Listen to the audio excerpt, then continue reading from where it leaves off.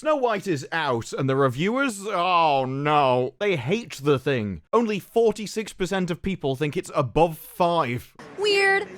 And I have to say, I'm a bit surprised. I fully expected the critics to absolutely love the modernized femme remake that this is. And it is. Yes, it's debuted with one of the worst Rotten Tomato scores for any live-action Disney remake. It isn't just despised on Rotten Tomatoes, but IMDb gives it a 2.1 out of 10, and Google reviews a 1.4. That's a pretty significant ratio, even if I do say so myself. And yet, from the reviews, there's a lot of talk about how the Snow White has an identity crisis. It hasn't just trashed its crown jewel and reputation, but the exhaustingly awful reboot axes the prince and makes the dwarves mocap. It has tiresome pseudo-progressive additions that tie the whole thing in knots. And how much you like this movie seems to come down to how much you like the pseudo-progressive additions. And both positive and negative reviews seem to agree. On the one hand, you've got people going, I can't stand this, I can't believe you've added them in. Well, on the other, you've got people going, it's okay, it's just not progressive enough, though. And even from their own target market, Snow White is totally about lefty infighting. These are the kind of reviews where it's like, it's just an adult Disney nightmare. What, this is the adaptation that's got you ready to take to the streets? Because they admit that it's messaging, they're just surprised that you've finally decided to stand up for yourself now. We were pumping out this trash for years. It's never bothered you before. I mean, what could have gone wrong with this movie? It's just the casting choice was trolled by racists. This is why the BBC is correct when it goes, this movie has been attacked from both sides, because it's either too progressive or not progressive enough. What you have to understand there is that one side will always complain and the other side will just tell you what they want. So you just appeal to the people who will tell you what they want. At least my way, you won't go bankrupt. The BBC's greatest compliment is that the film itself is not so calamitous. Some wanted an old-fashioned tribute to a fairy tale. Others wanted a revisionist Marxist call to arms. Black girl magic! Both of these people don't have equal moral justification. One is going, this should be the same, the thing we like, and the other one's going, we need to starve people to death. This is just a simple battle between good and evil. The producers apparently compromised. Don't compromise between these! What? These are not people you compromise with. Find a plank. The results are a mind-boggling mashup of two different films, probably down to the reshoots. The first few scenes are subversive. Isn't named after a skin. Speeches and songs about the days of Snow White's benign parents' rule. A kingdom for the free and fair. The bounty of the land belonged to all who tended it. This is the closest a Disney princess film has got to paraphrasing the Communist Manifesto. This is from the BBC. The C stands for corporation, but you'd never guess it from what they normally write. You've got one or two witnesses today.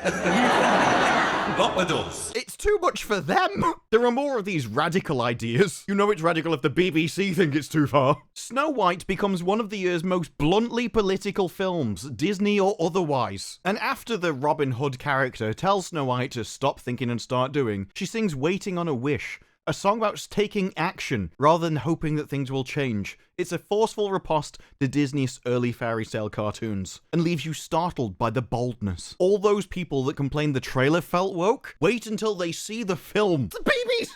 Now, Snow White has two merry bands of forest dwellers. You can only assume one draft of the screenplay had the humans, the other draft had the dwarfs, and the producers shrugged and decided to keep both of them. This is a bizarre mistake. Why introduce magical mine of precious stones if it's not even used in the story? The dwarves have nothing to do. You would have been better off keeping Jonathan's gang and cutting the dwarves, as it likely was originally. The dwarves got added in afterwards when everyone went, why do you hate little people? Midget, please. It has split personality problems, offset in a grimy, gloomy land where Snow White wants to foment a peasant's revolt and restore a socialist utopia. If I wrote this review, you wouldn't believe me. They think this is good, and I still can't believe they put it in there. This is wild. And at the end, they're like, well, they should have just picked a lane and stayed in it. Either been traditional or gone full commie. In some ways, the identity crisis makes it worth seeing, but the Muddled production will be enjoyed more by politics and cinema students than by children who are hoping to be enchanted by Disney magic. So by the time you get to the negative reviews, it's for the insults, really. Believe the anti-hype, it's that bad. The London premiere was axed for good reason. This represents a new low in cultural desecration. They're looking at their source material with a pinched nose of disgust. This emerges as the epitome of Disney's Pravda-like approach to adaptations. Prescriptive politics first, followed by inspirational messaging, followed by more politics, drama, story, character. Nope. These are decadent tools of the oppressor. She will not sing the repellent, heteronormative ballad. In its place, a new ditty. Sick bags are not supplied with each ticket. Of the dwarves, no one deploys the potentially problematic D word.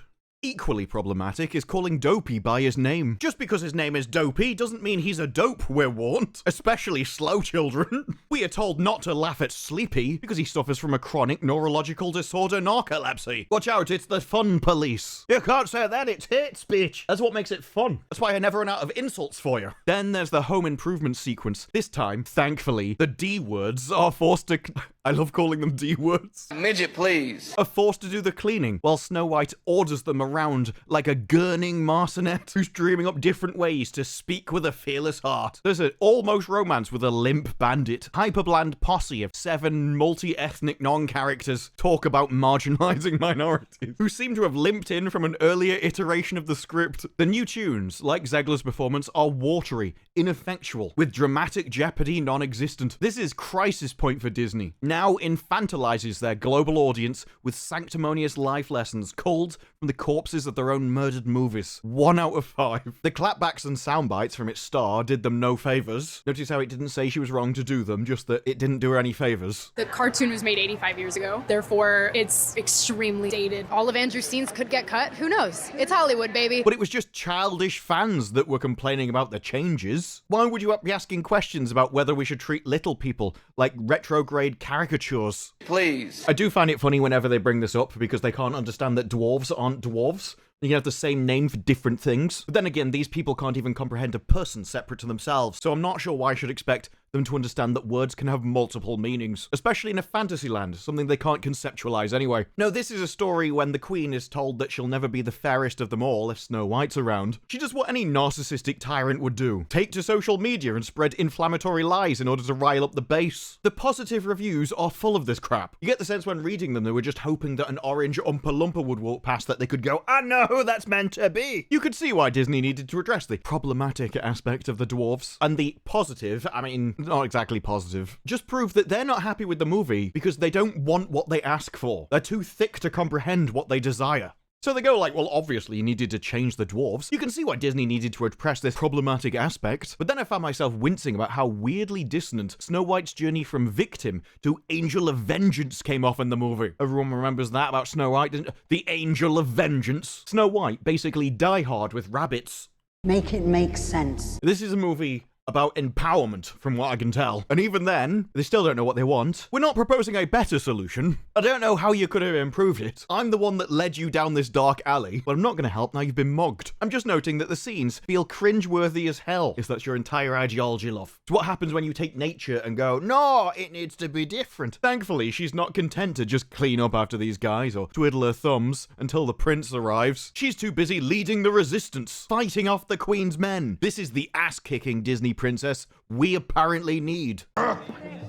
Females, am I right? The one you pissing asked for. Then when you finally get your abominable hellscape, you're like, I don't know why this is here. I mean, yes, it's built to appeal to me specifically, but this is crap and weirdly dissonant. It's almost like people have a role and you should stick to it. We'll clean the house and surprise them. Then maybe they'll let me stay. It's not the gleeful deconstruction of the 1937 movie. That being, be pretty, passive, and patient. Eventually you'll be rescued. Did you know if you're nice, people might like you? Oh, they were really rocking the boat in 1937, weren't they? I shouldn't have to be nice. I should be a complete twat and people still like me. That's the world I deserve. I deserve... Especially since these notions don't feel like they carbon date from the Hoover era so much as the Stone Age. That because you walk around and everyone just starts picking up stones in self-defense. Don't come near me. Stay back. Back.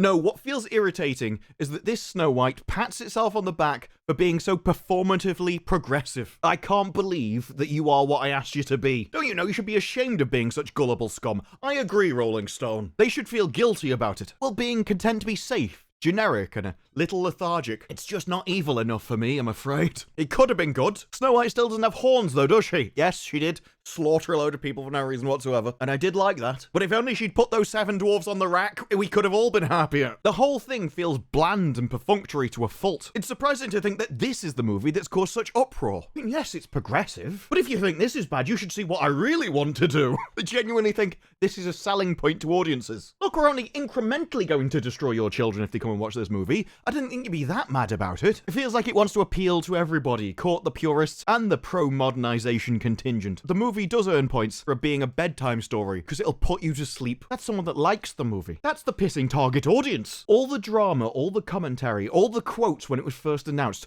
the complete retooling and destruction of the original property was done specifically to appeal to this target audience, and it is not happy, because it's never enough, so why do you keep trying to appeal to them? They will keep destroying your movie industry until actually no, I think you're the problem. I mean, Vulture came out, again. This is another positive review from the target audience. These are the people that just go, it's everything I agree with and it's ass. I don't know why, but Snow White is totally about Lefty infighting. Do you want 109 minutes of child-friendly distraction? Don't think you're going to get it here. You want your child to have a happy, satisfying life with a family? I'd skip this one. Snow White isn't as bad as it could be, but it is better than 2019's Aladdin. It's garishly ugly and padded out with new tunes that are as smooth as unremarkable as rocks, while the movie itself is devoid of delight. Really selling it to me here, love. I could understand if these reviews came from the kind of people that would align with me, but these are the favourable ones. But there's something delightful about actually getting to see the result of culture war skirmishes and discovering it's about Lefty infighting. Now, the first sign that they're a lunatic is when they go, oh, well, the shortcomings aren't on Rachel Zegler. She was just set up as a fall guy by the studio. She wasn't set up as anything. She is responsible for her own mouth. And if you disagree with this sentiment, just hit the unfollow button. I don't need your business.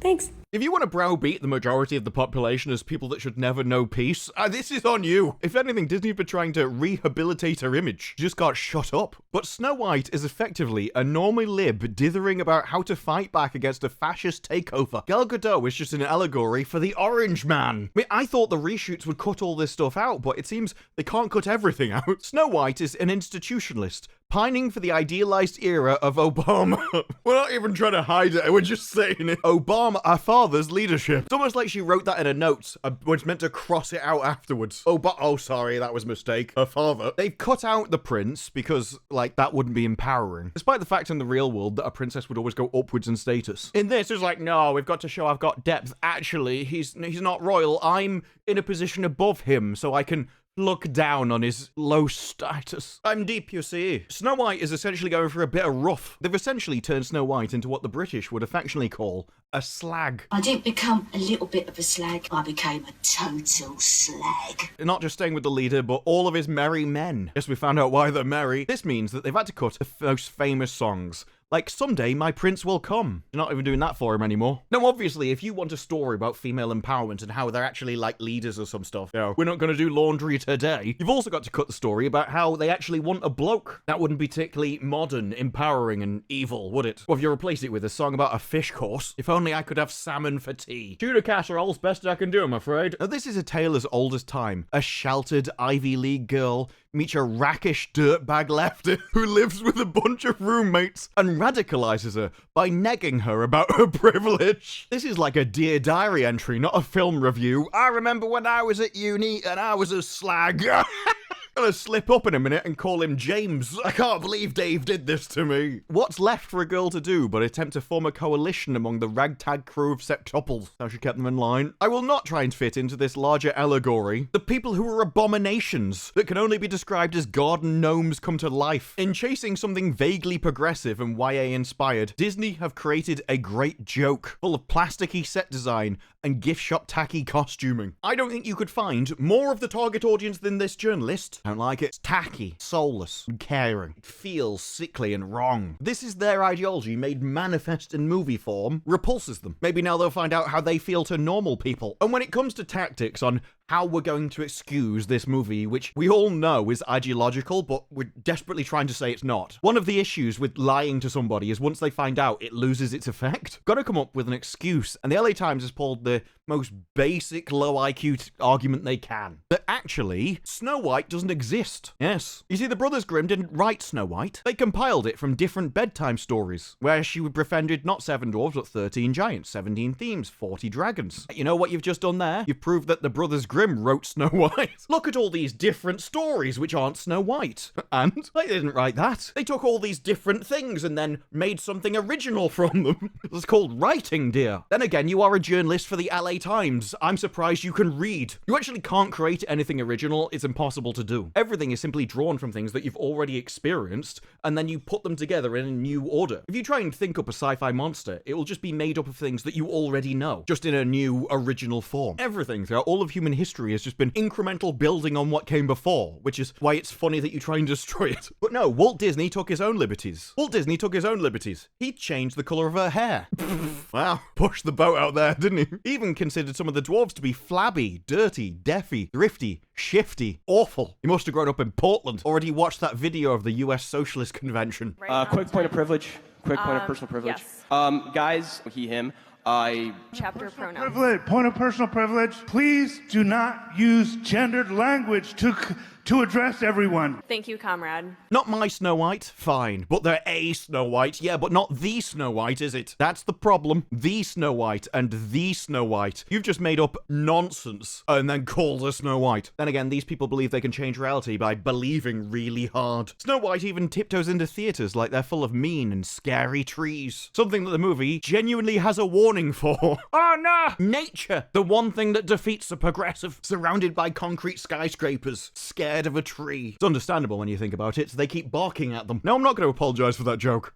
Because I'm not sorry. If anything, I'm smug. It thought remakes were a no-brainer to print money and please fans. It would have been if you just repeated the original rather than trying to update them. It's weird that. Mimic the 1937 cartoon, or change anything and face the fans' wrath. Snow White still runs off with the guy who smooches her corpse. She wasn't dead. The castle subjects swirl around the grounds. Happy peasants, I scroll in the dark. That old-school tone felt wrong. Guiltily, I crossed it out and wrote, happy workers. We do want to build a mass organization, political organization of the working class that vies for state power. Just to give you an idea of the kind of lunatic which is writing this crap. Workers of the world, you've only got to lose your chains. Peasants. I find it weird that Amy here has such an affront to the word peasant when she so clearly is one. You're not an aristocrat, are you, Amy? You're not nobility. You're basic peasant like the rest of us. Just because you have a soy latte in the morning doesn't mean you've got class. Alright. Fairest of them all now means both beauty and just. If it does still mean beauty, I am going to laugh. Zegler has all the qualities of a great star. Sings with her jaw jutting out like she's daring someone to throw a punch. I have a feeling that's just bad singing form. Like gooning as the voice comes out. Probably not deliberate. She took heat for suggesting Snow White was a bit of a simp, as she should be. She is meant to be his wife, to a prince. You're only going to get one chance at that, love. You better not blow it. Well, not until the time comes anyway. But Zegler doesn't spend this iteration of whistle while you work tidying up with birds, squirrels, and bunnies. She makes the men scrub their own damn floors. Like they deserve.